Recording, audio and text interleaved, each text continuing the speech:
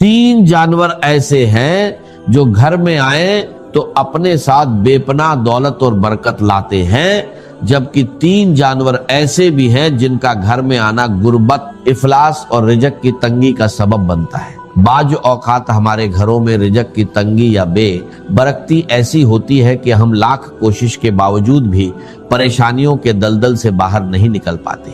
हम सब ये सोचते हैं कि आखिर मेहनत के बावजूद बरकत क्यों नहीं। इस्लामी तालीमात और हिकमत में कुछ ऐसे वाज़ेह इशारे बताए गए हैं जो हमें ये समझने में मदद देते हैं कि हमारे आसपास मौजूद कौन सी मखलूक बरकत का बाइस है और कौन सी नहुसत का। आज की इस वीडियो में मैं आपको इन जानवरों की हकीकत और उनके पसे मंजर के बारे में तफसील से बताऊंगा, ताकि आप अपने घरों को आजमाइशों से बचा सके और बरकतों को अपने घर का रास्ता दिखा सके। यह मौजू बहुत अहम है, इसलिए मेरी इस गुफ्तगू को आखिर तक लाजमी सुनिए। मोहतरम नाजरीन, अब बात करते हैं उन तीन जानवरों की जिनका घर में बसेरा करना, कसरत से आना या रहना इस्लामी और हकीमाना नुक्ता ए नजर से अच्छा नहीं समझा जाता और ये घर में रिजक की तंगी और मुसीबतों का सबब बनते हैं। चील एक इंतहाई तेज रफ्तार और शिकारी परिंदा है। आपने ये बात तो जरूर सुनी होगी कि आसमान का राजा अखाब या शाहीन को माना जाता है, लेकिन चील एक ऐसा परिंदा है जो अपनी चुस्ती की वजह से बाज औकात शाहीन का शिकार भी चुरा लेती है। अक्सर देखा गया है कि कुछ घरों की छतों पर चीलें बहुत ज्यादा तादाद में या कसरत से आकर बैठती हैं। हमारे बुजुर्गों और दाना लोगों का कहना है कि घर की छत पर चील का मुसलसल आना या सुबह दोपहर के वक्त बैठना अच्छा शगुन नहीं माना जाता।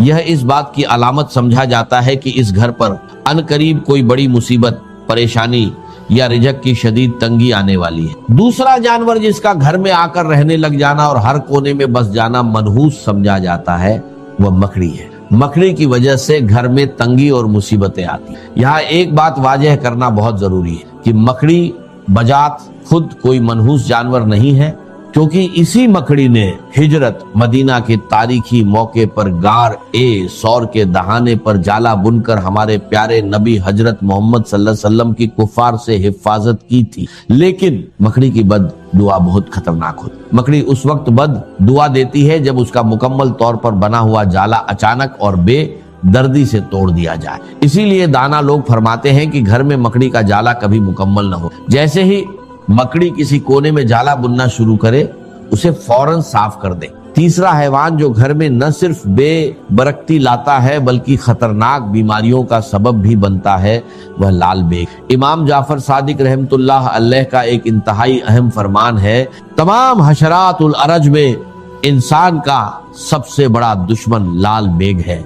ये इंसान का ऐसा पोशीदा दुश्मन है जो हर वक्त गंदगी फैलाने और नुकसान पहुंचाने की ताक में रहता है। अगर आपके घर में लाल बेग कसरत से नजर आने लगे तो समझ जाएं कि बरकत उठा। साइंसी तहकीक भी इस बात की तस्दीक करती है कि घर में लाल बेगों का ज्यादा होना दिल की बीमारियों की बड़ी वजह है। लाल बेग एक खास किस्म का केमिकल छोड़ते हैं जो इंसानी दिल को कमजोर करता है और हार्ट अटैक का बाइस बनता है। साइंसी और इस्लामी दोनों लिहाज से इनका घर में होना रिजक की तंगी और बर्बादी लाता है, इसलिए फौरन इनके खात्मे का इंतजाम करें। वो तीन जानवर जो घर में दौलत और बरकत लाते हैं, आइए अब उन खुश किस्मत जानवरों और परिंदों का जिक्र करते हैं जिनका घर में आना, बसेरा करना या घोंसला बनाना बेपनाह बरकत, दौलत और रिजक में इजाफे की अलामत है। शहद की मक्खी। शहद का शुमार नबी एक करीम सल्लल्लाहु अलैहि वसल्लम की पसंदीदा तरीन गिज्जाओं में होता है और अल्लाह तबारक व तआला ने शहद और शहद की मक्खी दोनों के अंदर खुसूसी बरकत और शिफा रखी। जिस घर के पास से या जिसकी छत के आसपास से शहद की मक्खियां कसरत से गुजरती हैं, वह घर बहुत मुबारक मान। और अगर ये मक्खियां आकर आपके घर की किसी दीवार, छत या कोने में अपना छत्ता बना लेती, तो ये इस बात की वाजह और यकीनी निशानी है कि इस घर में अब रिजक और बरकत के दरवाजे खुलने वाले। 2. चिड़िया। चिड़िया एक इंतहाई मासूम, बेजुबान और प्यारी मखलूक है। घर के आंगन में चिड़ियों का चहचहाना वैसे ही दिल को सुकून देता है, लेकिन इस्लामी रिवायत और बुजुर्गों के तजर्बात के मुताबिक घर में चिड़िया का घोंसला बनाना बहुत ही ज्यादा मुबारक माना जाता है। अगर चिड़िया आपके घर की किसी सरखी, पंखे या कोने में घोंसला बना ले تو اسے کبھی بھی نقصان نہ ہو۔ نظر بزرگوں کا کہنا ہے کہ چڑیا کا یہ معمول ہوتا ہے کہ وہ صبح سویرے اپنے گھونسلے سے اڑنے سے پہلے اللہ تعالیٰ کی حمد ثنا کرتی ہے، سبحان اللہ کا ورد کرتی اور اللہ سے یہ دعا مانگتی ہے، یا اللہ نہ صرف مجھے رزق عطا کر بلکہ جس گھر میں میں نے گھونسلہ بنایا ہے اس گھر والوں پر بھی رزق کی تنگی نہ آنے دو۔ تیسرا جانور جس کا گھر میں آنا رہنا یا بچے دینا بے پناہ دولت اور خوشحالی لاتا ہے وہ بلی۔ ام المومنین حضرت عائشہ رضی اللہ عنہا سے روایت ہے کہ نبی کریم صلی اللہ علیہ وسلم نے ارشاد فرمایا، یقیناً بلی ہرگز ناپاک نہیں ہے بلکہ یہ تو تمہارے گھروں میں کثرت سے آنے جانے والی مخلوق ہے۔ ہمارے پیارے نبی صلی اللہ علیہ وسلم کو بلی اس قدر پسند تھی کہ روایت کے مطابق آپ صلی اللہ علیہ وسلم بلی کے برتن میں بچے ہوئے پانی سے وضو تک فرما لیتے تھے۔ بلی کی دعا اور بد دعا دونوں سیدھی عرش تک جاتی ہے۔ اگر آپ کے گھر میں بلی آتی ہے اور آپ اپنی حیثیت کے مطابق اسے روٹی کا ٹکڑا ڈال دیتے ہیں، دودھ یا پانی کا بندوبست کر دیتے ہیں تو وہ خوش ہو کر آپ کے حق میں دعا کرتی ہے۔ جب بلی دل سے دعا دیتی ہے انسان کے وارے نیارے ہو جاتے ہیں۔ نتیجہ اور التماس، محترم ناظرین، قدرت کے اس پورے نظام میں اللہ تعالیٰ نے ہر مخلوق کی ایک خاص اہمیت رکھی۔ اگر ہم اللہ کی بے زبان مخلوق پر رحم کریں گے تو عرش والا ہم پر رحم کرے گا اور ہمارے رزق کے بند دروازے کھول دے گا۔ وہ تمام چیزیں جنہیں ہم نے ضروری سمجھ لیا ہے، درکار سمجھا ہوا ہے کہ یہ بھی ضروری، یہ بھی ضروری، یہ بھی درکار ہے، یہ بھی درکار ہے، اکثرت درکار نہیں، اس کی اکثریت جو ہے وہ درکار نہیں، ضروری نہیں۔ اس لیے اب یا تو انسان اپنی کوئی دنیاوی حقیقی ضرورت پوری کرنے کے لیے وقت صرف کرے یا دین کی اور آخرت کی کمائی کے لیے صرف کرے۔ اب نیند ہے، استراحت ہے، یہ بھی انسان کی ایک ضرورت ہے، یہ ضرورت پوری کرے۔ کھانا ہے، یہ انسان کی ضرورت، لہذا اس کو تو اس کے اندر شامل سمجھیے۔ اب جو وقت بچ گیا ہے وہ سارا کا سارا آخرت کو بنانے اور کمانے میں دین کی خدمت کو لگنا چاہیے۔ کہاں بچ گیا آپ کے پاس؟ ٹائم بچا ہی نہیں۔ پیس ٹائم جس کو کہتے ہیں، کوئی ہابی ہے جی میری بس وقت گزاری کا مشغلہ ہے، وقت گزاری، لا حول ولا قوت الا باللہ۔ آپ کو وقت گزارنے کے لیے مشغلہ چاہیے، یا ضروریات زندگی کے لیے وقت صرف ہونا چاہیے، اور یا پھر وہ وقت لگنا چاہیے آخرت کے بنانے اور کمانے۔ جو دو چیزوں سے تیسری کیٹیگری آ جائے گی وہ مالا یعنی، اس کا کہ اس سے کوئی تعلق ہی نہیں، لا حاصل بے مقصد بلا ضرورت، یہ انسان کے اسلام کی خوبی ہے۔ یہ بھی گویا کہ احسان کا درجہ ہو گیا، من حسن الاسلام، اسلام کے بعد درجہ ایمان، ایمان کے بعد احسان، من حسن اسلام المرء، ایک انسان کے اسلام کی خوبی یہ ہے، حسن یہ ہے، ترکہ مالا یعنی ہے، اس کا چھوڑ دینا ہر اس چیز کو جو اس کے لیے لا حاصل ہو، غیر ضروری ہو۔ ابی حمزہ انس ابن مالک رضی اللہ عنہ خادم رسول اللہ صلی اللہ علیہ وسلم عن النبی صلی اللہ علیہ وسلم قال، یہ جن کو ہم جانتے ہیں حضرت انس حضور کے خادم تھے، ان کی والدہ 9 برس کی عمر تھی ان کی جبکہ حضور کی خدمت میں چھوڑ گئی تھی کہ حضور یہ بچہ آپ کے پاس رہے گا، آپ کی خدمت کرے گا، آپ کی صحبت سے فیض یاب ہو۔ اور یہ انس ابن مالک یہ ہے جو کہتے ہیں کہ میں نے اتنے سال حضور کے ساتھ گزارے ہیں خادم کی حیثیت سے، ایسا بھی موقع کبھی نہیں آیا کہ آپ نے مجھ سے یہ کہا ہو کہ اے انس تو نے یہ کام کیوں نہیں کیا۔ جھڑکنا، ڈانٹنا، ڈپٹنا تو بہت دور کی بات، شفقت، ملاطفت، ملائمت حضور صلی اللہ علیہ وسلم کی مزاج کا جز۔ اب ان کی کنیت ہے ابو حمزہ، عن ابی حمزہ انس ابن مالک رضی اللہ عنہ خادم رسول اللہ صلی اللہ علیہ وسلم۔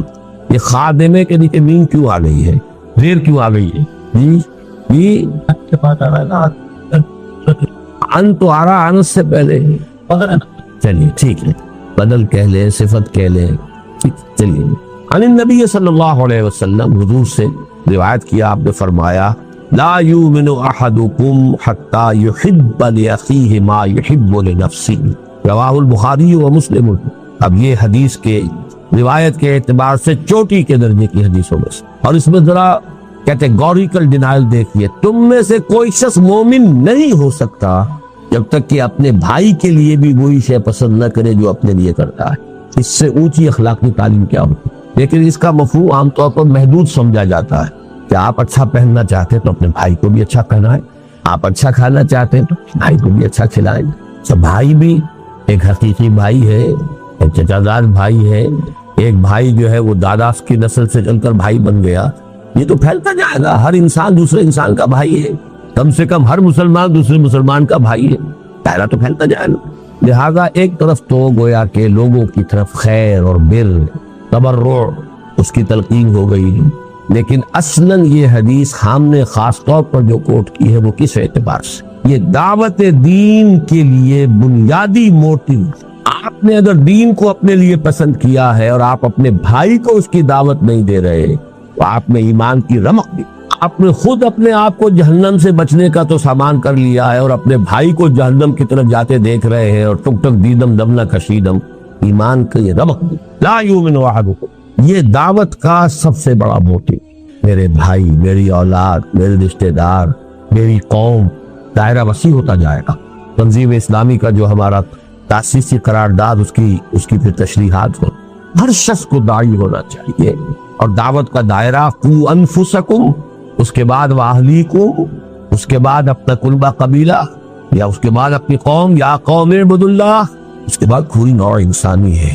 یہ سب سے بڑی خدمت خلق ہے، اس لیے کہ کھانا پینا پہننا یہ تو صرف اس دنیا سے متعلق ہے، جو آخری زندگی ہے، آخرت کی زندگی ہے، ابدی زندگی ہے، ہمیشہ کی زندگی ہے، اس کے خیر اور اس کی بھلائی میں آپ دوسروں کو شریک نہیں کرنا چاہ رہے، پوری طرف سے ایڑی چوٹی کا زور لگا دے، کوئی ڈیٹیکٹ کرتا ہے تو وہ اس کے دل میں ہے، اس کی جواب دہی وہ خود اللہ کے ہاتھ کرے گا۔ لیکن اگر آپ نہیں کر رہے ہیں تو آپ اس حدیث کی زد میں آ جائیں گے، لا یؤمن احدکم حتی یحب لاخیہ ما یحب لنفسہ۔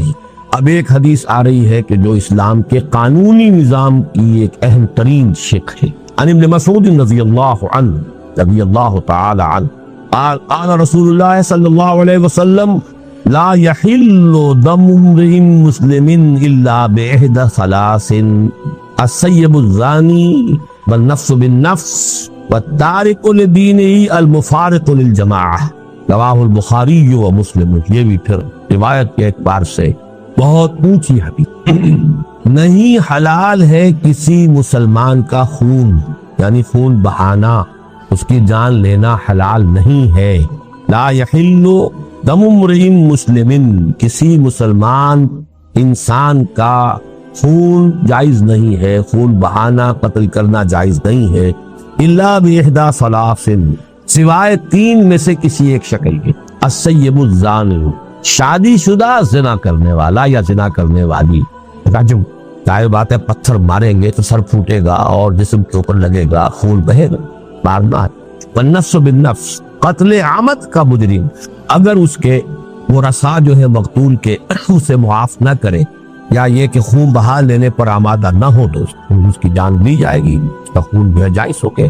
فالتارک لدینہ، اور دین کو چھوڑ دینے والا مرتد، المفارق للجماعہ، جو جماعت کے اندر مفارقت پیدا کر رہا ہے، تفرقہ ڈال رہا۔ یہ جو ہے تین شکلیں یہ ہے مسلمان کے قتل۔ چوتھی شکل ہے کسی کافر حربی کے قتل، چنانچہ جو بھی ہمارے سورہ فرقان کے آخری رکوع میں بھی آتا ہے، والذین لا يدعون مع الله إلها آخر ولا يقتلون النفس التي حرم الله إلا بالحق ولا يزنون۔ تو قتل جو ہے بالحق وہ صرف چار شکلیں ہیں۔ کافر بھی یہ نہیں کہ جس کافر کو جب چاہو قتل کر دو، کافر حربی ہو جس کے ساتھ جنگ ڈکلیئرڈ ہو، حربی کافر، اور اس کے بعد مسلمان جو ہے وہ تین شکلوں میں سے ایک۔ اب بدقسمتی سے اس رجم کے بارے میں چونکہ مولانا امین اصغر اصلاحی صاحب نے بھی بڑی اجماع امت سے ہٹ کر اور ان احادیث سے صریحہ کو رد کرتے ہوئے بات کہی ہے، میں حال ہی میں انہیں خط لکھ رہا ہوں، آپ دعا کریں اللہ تعالیٰ ان کے دل کو پھیر دے، اللہ نے انہیں عمر طویل دی ہے، میں درخواست کر رہا ہوں کہ وہ رجوع کریں اپنے اس مرنے سے پہلے اللہ تعالیٰ انہیں اس کی توفیق دے دے، اللہ تعالیٰ دلوں کو بدل سکتا ہے۔ تو السیب الزانی، زانی یا زانیہ جو شادی شدہ، اگر غیر شادی شدہ ہے تو 100 کوڑے کی سزا قرآن میں آئی ہے، شادی شدہ کے رجم کی سزا قرآن میں نہیں آئی ہے، یہ حدیث اور سنت سے ہے، اور اسلامی قانون کا بمبا قرآن کے ساتھ ساتھ سنت رسول، اور اصل میں یہ سنت رسول بھی نہیں ہے، اس سے بھی آگے بڑھ کر شریعت موسوی کا وہ قانون ہے جو منسوخ نہیں ہوا۔ شریعت موسوی اسلامی شریعت تھی، اب اس میں سے جو چیزیں منسوخ ہو گئی، ورنہ جو چیزیں شریعت موسوی کی منسوخ نہیں ہوئی وہ جو کی تو قائم ہے۔ اس لیے حضور نے جب پہلا رجم کیا ہے تو آپ نے فرمایا کہ اللہ میں نے تیری کتاب کے حکم کو زندہ کر دیا. وہ کتاب سے مراد تورات، قرآن میں تو ہے ہی نہیں.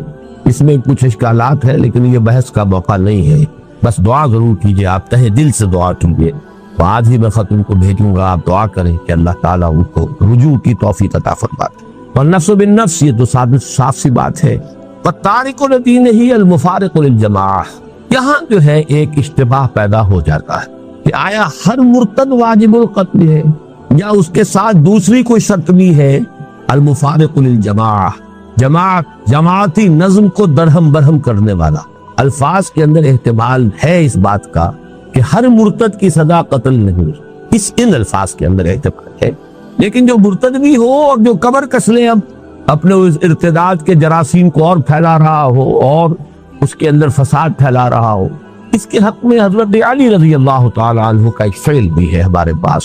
کہ خوارج کے بارے میں، جن کے بارے میں کہ امت کا اجماع ہے کہ وہ اسلام سے نکل گئے تھے، مرتد ہو گئے، لیکن یہ کہ حضرت علی رضی اللہ تعالیٰ عنہ نے انہیں یہ کہا تھا آخری وقت تک کہ اگر تم لوگ فساد نہیں مچاؤ گے تو میں تمہیں کچھ نہیں. لیکن یہ بھی ایک بڑی فقہی بحث ہے، میں اس کی تفصیل میں جانا نہیں چاہتا اس وقت. مولانا اصلاحی کی رائے یہ ہے کہ ہر مرتد یہ جو ہے واجب القتل نہیں ہے، لیکن وہ مرتد کہ جو باغی بھی، وہ واجب القتل. اس کے لیے کچھ گنجائش میں پاتا ہوں، اگرچہ اجماع امت کے خلاف وہ بات بھی جاتی ہے، لیکن حدیث کے الفاظ میں کہنے کے لیے کسی شخص کو کوئی گنجائش نہیں. المفارق کسی شخص نے بس ایسے ہی اپنا خاموش بیٹھا ہوا ہے، ہو سکتا ہے کچھ دنوں کے بعد رجوع ہی کر لیں گے، عقل درستی ہو جائے. تو یہ صرف ان الفاظ کے اندر احتمال کی وجہ سے میں نے کہا ہے کہ اس معاملے میں کوئی بات اگر شخص کہتا ہے تو اس کے لیے ایک بنیاد موجود. عن ابی ہریرہ رضی اللہ عنہ ان رسول اللہ صلی اللہ علیہ وسلم قال من كان يؤمن بالله واليوم الآخر فليقل خيرا أو ليصمت ومن كان يؤمن بالله واليوم الآخر فليكرم جاره ومن كان يؤمن بالله واليوم الآخر فليكرم ضيفه رواه البخاری ومسلم. اب یہ دیکھیے، یہ اخلاق کے ضمن میں اخلاق عمدہ اخلاق انسان کے کردار کی خوبی اور بلندی، اس کے اعتبار سے نہایت خوبصورت حدیث ہے. جوامع الکلم، یہاں بھی لفظ آ رہا ہے حسن الاسلام نہیں، یہاں نہیں.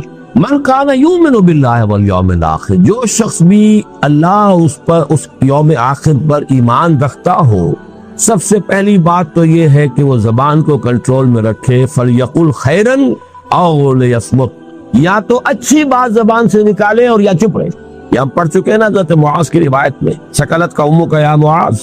یہ زبان پہ جو حصائد السنہ ہے، یہی تو سب سے زیادہ جہنم میں لے جانے والے، کنٹرول. اسی لیے خطبہ نکاح میں جو آیات حضور پڑھتے تھے ان میں سورہ احزاب کی آیت ہے یا ایھا الذین آمنوا اتقوا اللہ وقولوا قولا سدیدا. یہاں خیر کہا، سدیدہ کہا، صاف سیدھی بات، عمدہ بات. زبان کا استعمال خیر میں ہونا چاہیے، شر میں نہیں ہونا چاہیے. اللہ کی دی ہوئی ایک امانت ہے، اللہ کی دی ہوئی ایک صلاحیت ہے، بہت بڑا اللہ نے آپ کو ایک ذریعہ دیا ہے اظہار ما فی الضمیر کا، اس سے خیر قبول ہوا ہے. من کان یؤمن باللہ والیوم الآخر فلیقل خیرا او لیصمت، خاموش بولنا تو ضروری ہے. اسی لیے من صمت نجا، جو خاموش رہا اس کی نجات ہو جائے گی. لیکن جو کم سے کم گویا ہو وہ گویا کہ زیادہ سے زیادہ محفوظ ہے. زیادہ جو ہے گویائی جو ہے وہ یاوہ گوئی کے اوپر کی طرف بھی انسان کو لے جا سکتی ہے. بسیار گوئی جو ہے اس میں اندیشے زیادہ ہیں. کم گو ہونا یہ در حقیقت میچورٹی کی دلیل ہے، آدمی میچور انسان. ومن کان یؤمن باللہ والیوم الآخر فلیکرم جارہ، اور جو شخص بھی اللہ اور اس کے اور آخر پر ایمان رکھتا ہو. اب دیکھیں یہاں پر ایمان بالرسول کا ذکر نہیں ہو رہا. کیوں نہیں ہو رہا؟ ایک تو چونکہ حضور خود کہہ رہے ہیں تو بار بار اپنے اوپر ایمان کو ریپیٹ کرنا یہ بھی ایک بامروت انسان کے لیے ذرا گفت کی چیز. دوسری بات کیا ہے کہ یہاں موٹیوز کی ہو رہی ہے. موٹیو دو ہی ہے، اللہ کو راضی کرنا، آخرت کی سزا سے بچنا. اعمال میں وہ جو آیت البر کا جو درس ہے ہمارا درس نمبر 2، نیکی کا موٹیو وہ ایمان باللہ اور ایمان بالآخرت سے متعلق ہے. نیکی کی فارم اور اس میں توازن یہ ایمان بالرسالت سے. یہاں موٹیوز کی بات ہے. ومن کان یؤمن باللہ والیوم الآخر فلیکرم جارہ، اب اس پر لازم ہے کہ وہ اپنے پڑوسی کا اکرام کرے، عزت کرے، احترام کرے، اس کی عزت نفس کو مجروح نہ کرے. وہ غریب ہے تو ایسا نہ ہو کہ تمہارے عللو تللو سے اس کا دل مجروح ہو، اس کے بچوں میں احساس محرومی پیدا ہو. یہ وجہ کہ فرمایا کہ اگر اپنے بچوں کے لیے پھل لے کر آؤ تو اپنے پڑوس میں ضرور بھیجو، اور اگر اتنے ہی کم لا سکتے ہو کہ نہیں بھیج سکتے تو کم سے کم چھلکے دروازے کے باہر رکھے۔ پڑوسی کا بچہ نکلے گا باہر اور اسے معلوم ہو کہ اس گھر میں آج آم کھائے، اب وہ احساس جو ہے محرومی کا اس میں شدت سے پیدا جا کر کہیں دور پھینکا۔ اس درجے باریک بینی کے ساتھ جو ہے یہ اخلاق حسنہ کی تلقین محمد رسول اللہ صلی اللہ علیہ وسلم۔ وَمَنْ كَانَ يُؤْمِنُ بِاللَّهِ وَالْيَوْمِ الْآخِرِ فَلْيُكْرِمْ ضَيْفَهُ، اور جو کوئی بھی ایمان رکھتا ہو اللہ پر اور یوم آخر پر، اس کے لیے لازم ہے کہ اپنے مہمان کی عزت کرے، اس کا اعزاز کرے، اس کا اکرام کرے۔ یہ جو مہمان نوازی ہے اصل میں یہ بھی حسن الاخلاق میں سے ہے، اور واقعہ یہ ہے کہ جب تک تمدن فاسد نہیں ہو جاتا، چاہے کوئی معاشرہ کافرانہ ہو، لیکن ابتدائی شکل میں جب بھی معاشرہ ہوتا ہے نیسنٹ، جبکہ ابھی پولیوشن نہیں ہوئی ہوتی، اور یہ بڑے بڑے شہر جو ہیں ان میں آ کر یہ چیز ختم ہو جاتی ہے۔ بڑے بڑے شہروں میں مہمان مصیبت نظر آنے لگتا، اس کی وجوہات ہیں۔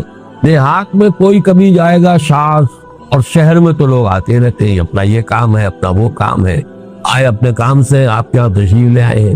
اب آپ روزانہ جو ہے وہ لوگوں کی ضیافت کر کے تو آپ کا تو بیڑا غرق ہو جائے گا، ٹائم ختم ہوتا ہے، آپ کے خرچ ہو۔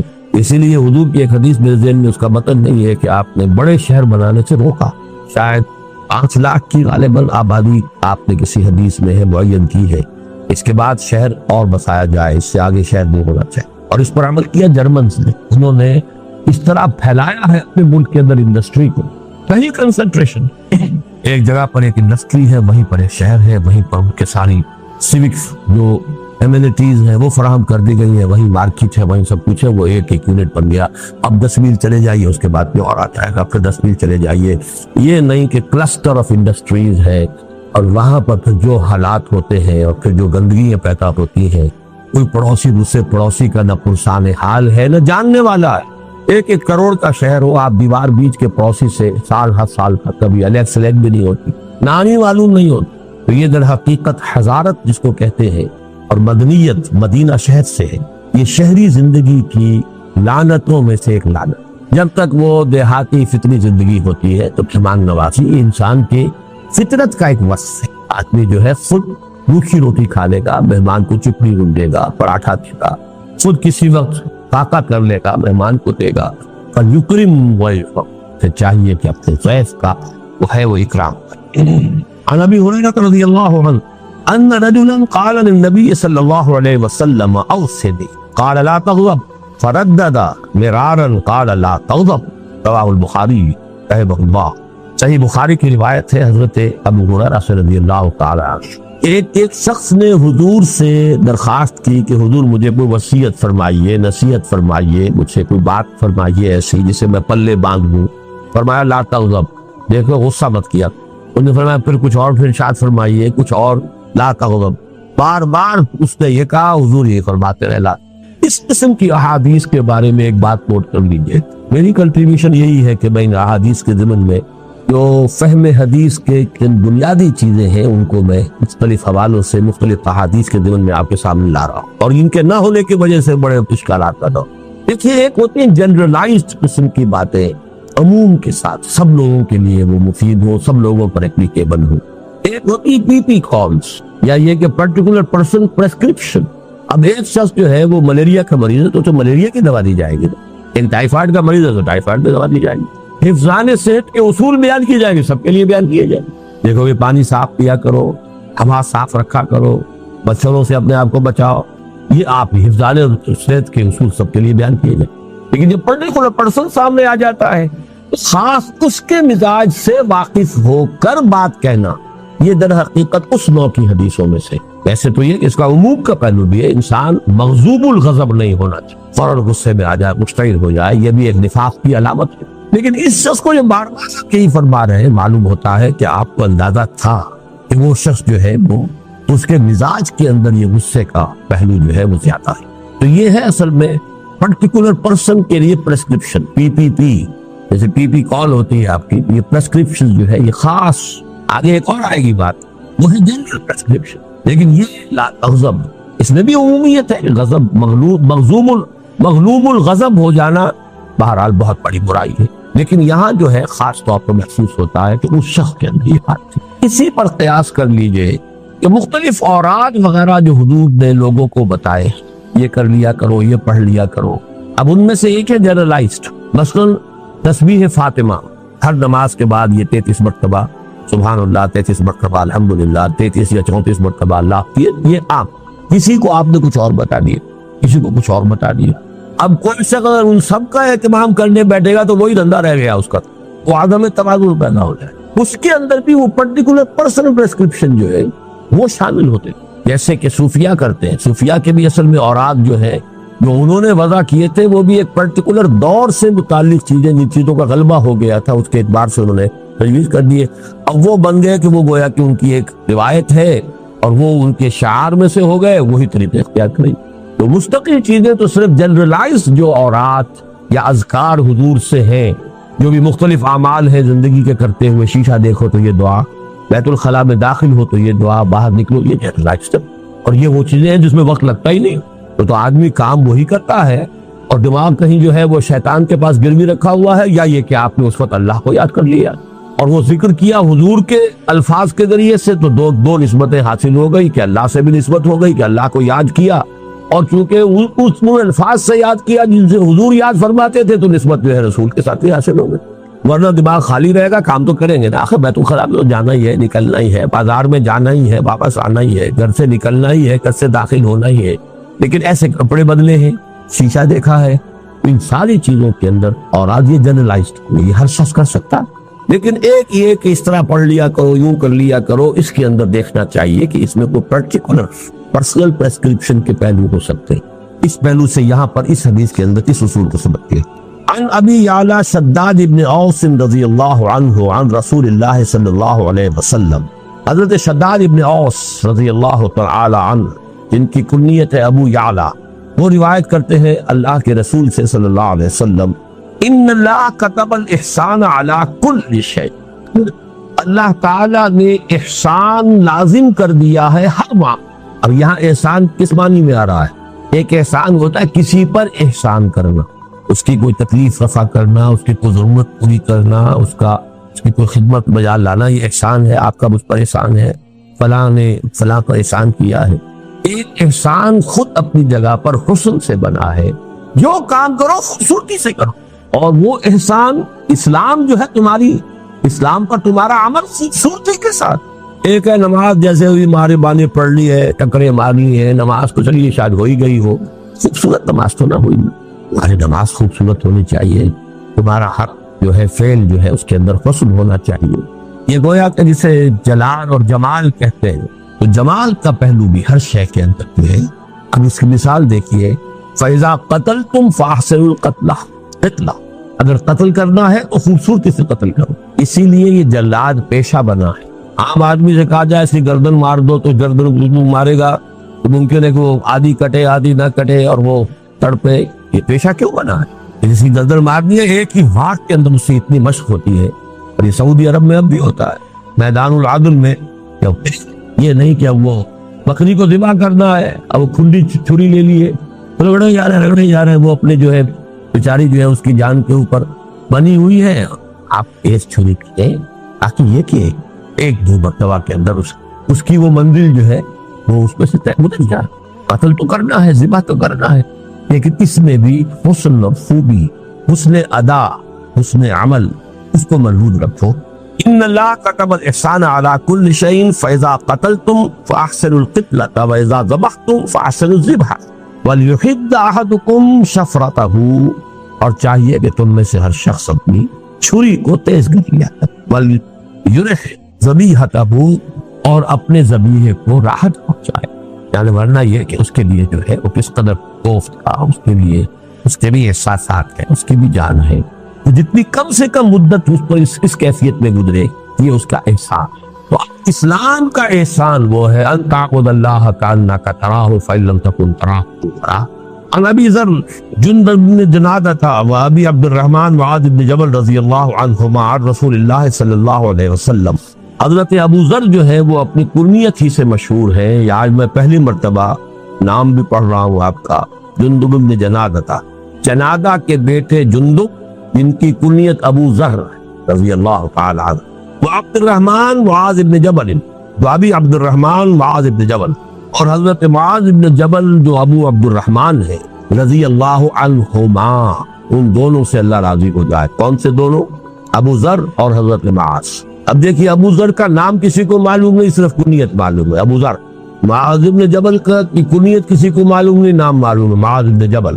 لیکن یہ دو راوی ہیں، دو صحابی ہیں کہ جو روایت کر رہے ہیں عن رسول اللہ صلی اللہ علیہ وسلم قال اتق اللہ حیث ما كنت واتبع السیئۃ الحسنۃ تمحها وخالق الناس بخلق حسن، رواه الترمذی وقال حدیث حسن وفی بعض النسخ حسن صحیح۔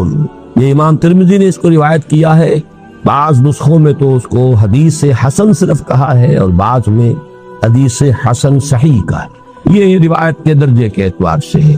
اب یہ تین اس میں ہدایات آئی ہیں جوامع الکلم، تین۔ پہلی بات اتق اللہ حیث ما کنت، جہاں کہیں بھی ہو اللہ کا تقوی جو ہے وہ تم سے چھوٹنے نہ پائے۔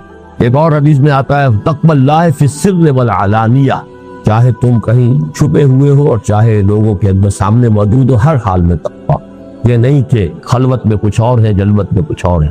اتق اللہ حیث ما کنت، جہاں بھی ہو اللہ کا تقوی اپنے دل میں موجود ہو۔ وَاتَّبِعِ السَّيِّئَةَ الْحَسَنَةَ تَمْحُوهَا، اور برائی کے پیچھے بھلائی کو لگا دو جو اسے محو کر دے گی۔